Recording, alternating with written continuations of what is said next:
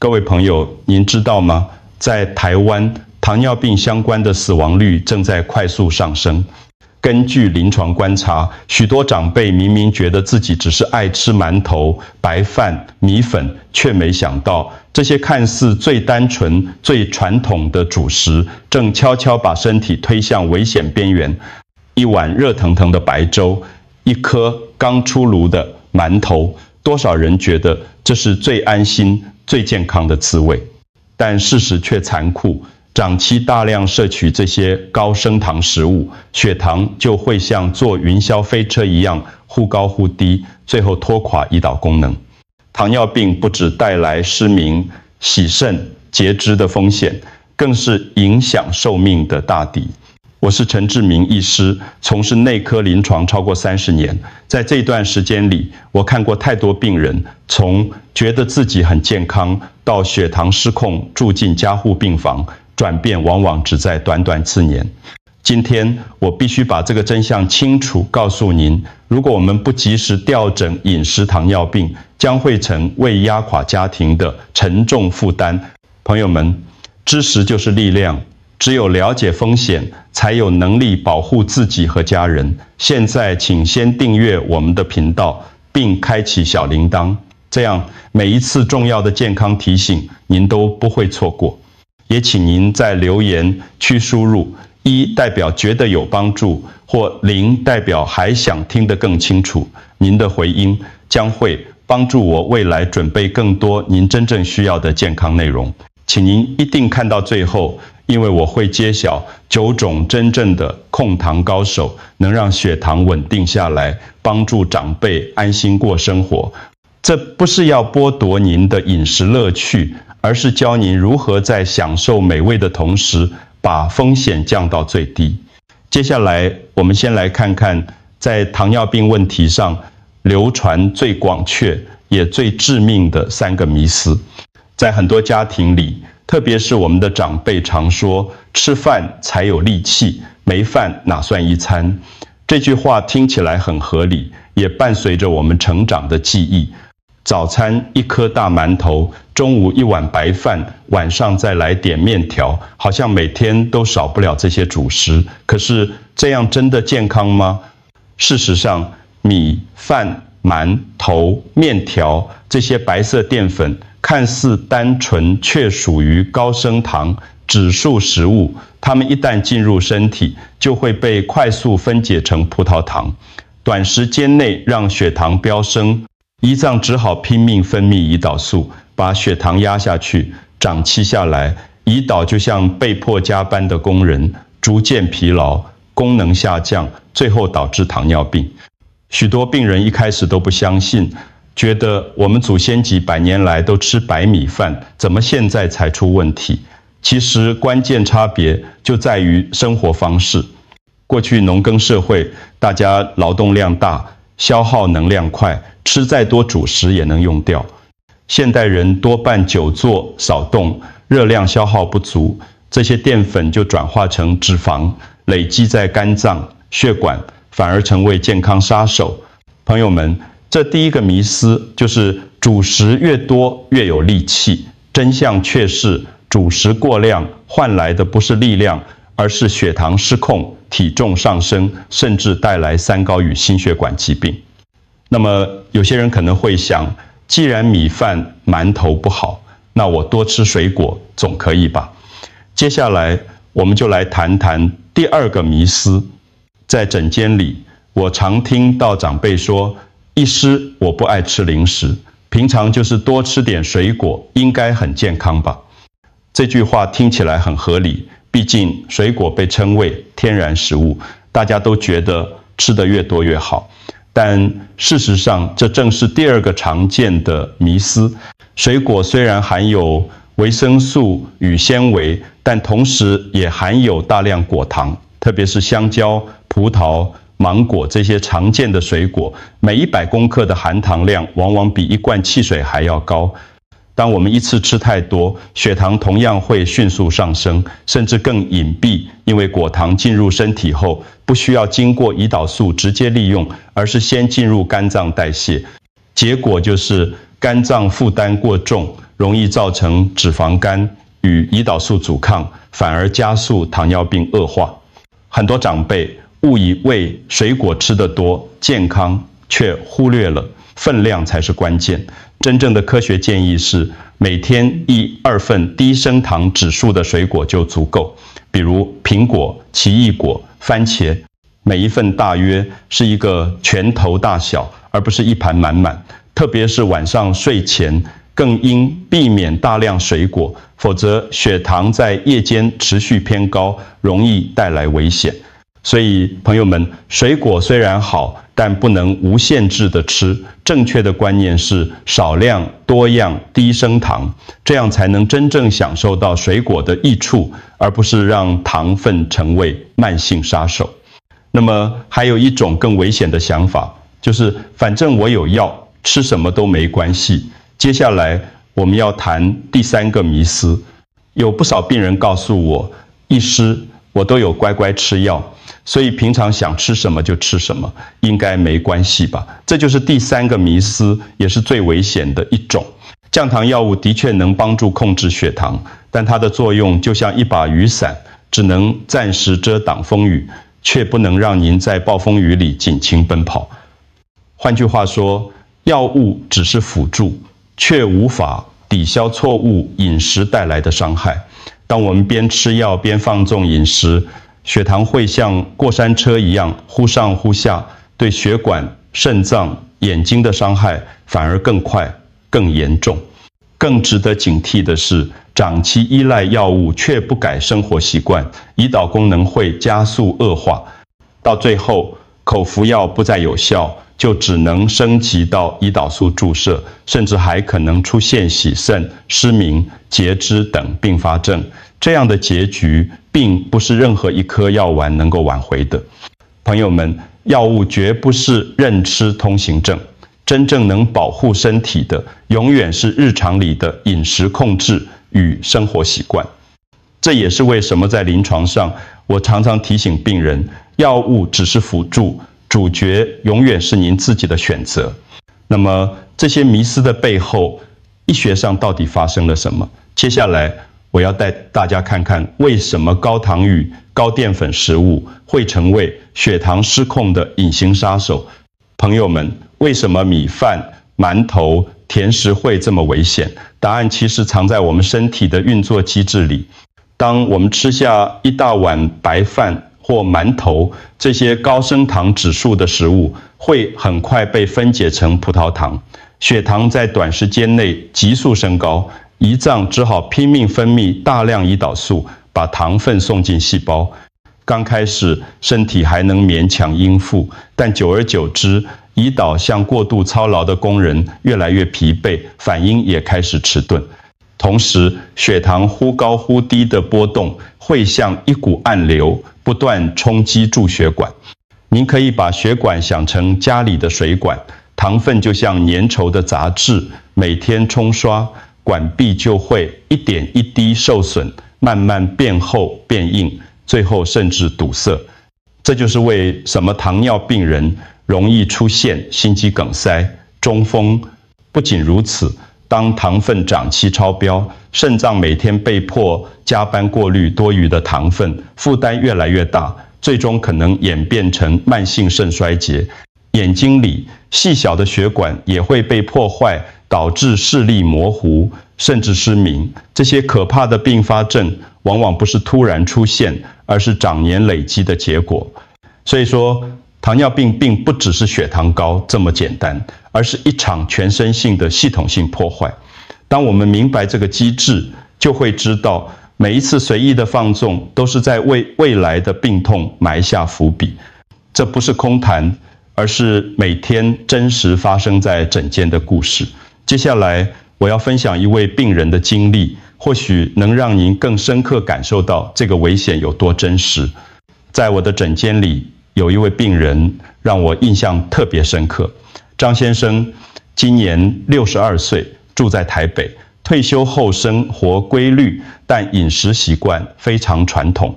他最爱的就是每天早上配1颗大馒头，中午一定要2碗白饭，晚上再加一点面条，觉得这样才算有力气。他常说：“我又不爱吃蛋糕饼钱，这样应该很健康吧？”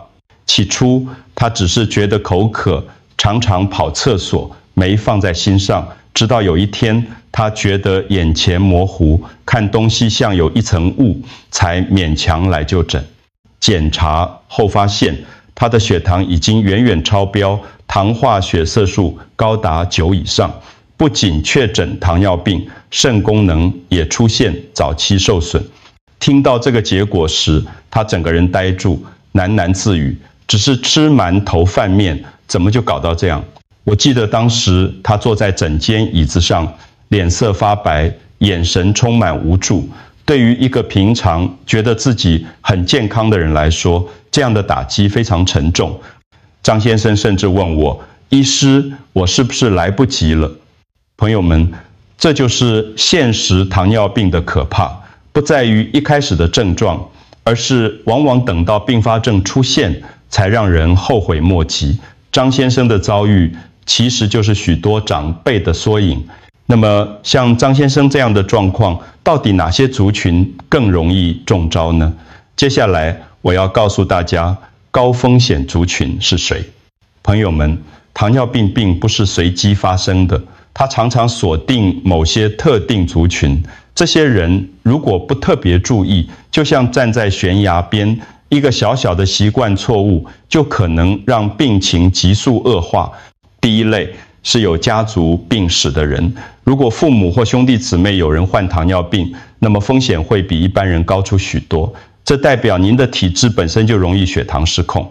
第二类是饮食习惯偏爱淀粉、甜食的人，馒头、白饭、米粉、手摇、饮料，这些东西吃得越频繁，血糖波动越剧烈，胰岛的压力就越大。第三类是中老年人，特别是退休后活动量明显下降的人，年轻时可能还能靠工作消耗热量，但一旦久坐少运动，累积的糖分就变成脂肪，让身体更难代谢。第四类是本身就有三高或肥胖问题的人，高血压、高血脂和肥胖会与糖尿病互相影响，加速血管硬化与心肾损伤。这群人若不严格控糖，未来发生中风、心脏病的几率会非常高。如果您或您的家人符合以上任何一项，请千万不要掉以轻心。糖尿病的风险不是别人才会遇到，而是很可能就发生在自己身上。但这还不只是个人问题，它更是一个社会性的隐忧。接下来，我想带大家看看糖尿病在台湾造成了多大的影响。朋友们，糖尿病绝对不只是个人问题，它已经成为全台湾的公共健康危机。数十年前，糖尿病还是少数人的疾病，如今却成为国病之一。原因很简单，我们的饮食与生活方式彻底改变了。想想看，早餐桌上最常见的是什么？馒头、包子、油条配豆浆，这些看似便宜又方便的食物，却是淀粉炸弹。中午一份便当，白饭至少2大碗，晚上下班疲累，随手来一碗卤肉饭或泡面，再配手摇饮料。一天3餐下来，糖分与淀粉远远超过身体负荷。加上台湾人爱宵夜、盐酥鸡、珍奶、炸物琳琅满目，这些高升糖指数的食物不只让血糖飙升，更让胰岛素长期过劳，长年累积下来，血糖问题就像一颗颗隐形炸弹，悄悄埋在每个家庭。更严重的是，糖尿病不仅夺走个人健康，还带来沉重的社会成本。无论是洗肾病房人数逐年增加，还是医疗保险支出的压力，都显示出这场危机阵营响助整个国家。最令人心痛的是，它正在年轻化，越来越多20-30岁的年轻人在诊间被告知血糖过高，甚至已经步入糖尿病前期。这不只是长辈的问题，而是跨世代的挑战。朋友们，当整个社会都被这样的饮食与生活模式绑架时，没有谁能真正置身事外。这是一个需要全民一起改变的问题。那么，当社会大环境如此险恶，个人还有没有办法突围？接下来，我想带大家回到我们的故事，看看那位病人是如何找到转折点、扭转命运的。还记得林先生吗？在被医师告知病情严重后，他的人生出现了转折点。起初，他不愿接受，觉得馒头配豆浆是几十年来的习惯，怎么可能说改就改？但是，当他亲眼看到洗肾病房里满满的病人，其中不少人和自己同年纪，他终于意识到，再不改变，迟早轮到自己。在家人的陪伴下，他开始调整饮食。早上不再是白馒头，而改成全麦吐司或一小碗燕麦。中午便当的白饭减半，增加青菜和豆腐。晚上则避免泡面和卤肉饭，改为简单的蔬菜汤加地瓜。刚开始他觉得吃不饱，但1个月后体重慢慢下降，血糖也逐渐稳定。更重要的是，他建立了饭后散步30分钟的习惯。原本常常觉得疲倦、头昏的症状，竟然慢慢减轻。他笑着对我说：“医师，我这一辈子第一次觉得自己能掌控血糖，而不是被它掌控。”朋友们，这就是改变的力量。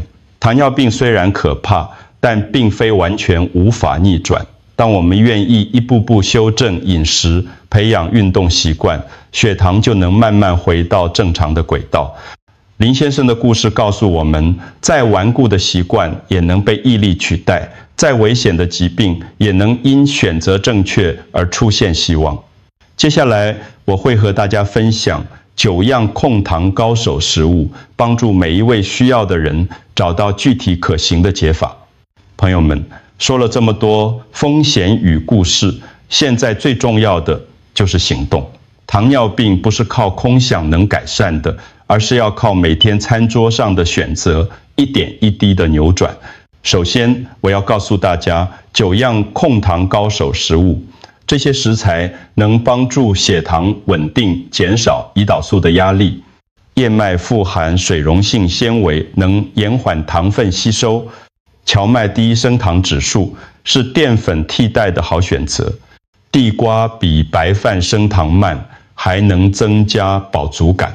苦瓜有植物胰岛素之称。豆腐、黄豆制品优质蛋白，能取代部分淀粉。绿叶蔬菜体积大，热量低，能稀释碳水比例。海带、黑木耳含膳食纤维，帮助肠道代谢。苹果、梨子等带皮水果，避免果糖过量，又有纤维。坚果少量就能稳定血糖，提供好油脂。只要善用这些控糖高手，就能让餐桌从陷阱变成救生圈。那么，从今天开始，你应该马上采取3个行动。第一，把家里的白米、白面、白馒投减量，换成全谷或地瓜，降低淀粉冲击。第二，养成饭后30分钟散步的习惯，让血糖不会急速累积。第三，把这支影片分享给您的家人朋友，因为糖尿病不是个人战争，而是家庭共同的挑战。朋友们，改变不需要一步登天，只要每天往前踏一步，血糖就会给您回馈。不要小看任何一次的选择，因为每一口进食，每一次起身走动，都在为未来的自己投票。接下来，让我们用最温暖的心收尾今天的分享，给您核心的提醒与祝福。各位朋友，今天我们一起揭开了糖尿病背后的残酷真相，也看到了饮食习惯如何一点一滴决定我们的命运。或许您会觉得沉重，但请记得，健康从来不是靠运气，而是靠选择。糖尿病不是不可逆转的诅咒，它更像是一个提醒，提醒我们该好好爱护自己的身体。只要少吃白米饭、白馒头，多选择9样控糖高手食物，再加上每天持之以恒的小行动，血糖就能慢慢听话，身体也会回报您更多的安稳与活力。在影片一开始，我曾答应要送给大家一个小秘诀，现在就分享给您。吃饭时先从蔬菜开始，再吃蛋白质，最后才是淀粉。这样的顺序能明显降低血糖上升的速度，让控糖事半功倍。朋友们，健康不是遥不可及的梦，而是每天餐桌上的一个选择。当您愿意为自己和家人多走一步，少一点糖，多一点耐心，那么未来的您一定会感谢今天的努力。如果您觉得今天的分享对你有帮助，请订阅我们的频道，并把影片分享给最需要的人。也许您的转发就能让另一个家庭避免遗憾。最后要提醒，本影片仅供健康资讯参考，不能取代专业诊断与治疗。如果您已经有慢性病或正在服药，务必要与您的医师讨论最合适的饮食与生活方式。愿您和家人血糖稳定，生活自在。祝福大家平安健康，长命百岁。我们下次再见。